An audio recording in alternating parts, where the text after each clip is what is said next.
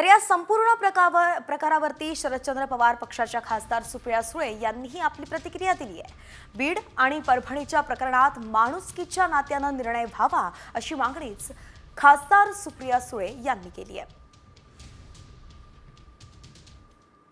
मला असं वाटतं ही एक घटना आहे ज्याच्यात कुणालाही राजकारण नकोय, ह्याच्यात माणुसकीच्या नात्याने निर्णय झाला पाहिजे एवढीच। मग परभणी आणि बीडच्या घटनेमध्ये कोणीही राजकारण करू नये, तो निर्णय माणुसकीच्या नात्याने व्हावा एवढीच अपेक्षा महाराष्ट्राच्या मायबाप जनतेची आहे। आणि त्या जनतेत तुम्ही आहात, मी आहे, आपण सगळेच आहोत।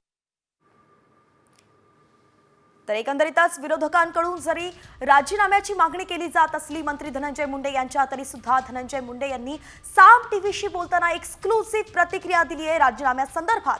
साम टीव्हीच्या बातमीवरती शिक्कामोर्तब झालाय, कारण धनंजय मुंडेंनी राजीनामा दिलेला नाही अशी बातमी सगळ्यात पहिले साम टीव्हीने दाखवली होती आणि खुद्द धनंजय मुंडेंनीच आपण राजीनामा दिला नसल्याची सगळ्यात पहिली प्रतिक्रिया साम टीव्हीला दिली होती।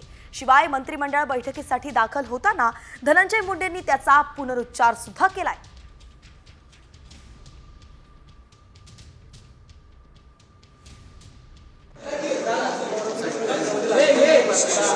काहीही राजीनामा वगैरे दिलेला नाही, काहीही राजीनामा वगैरे दिलेला नाही, काहीही राजीनामा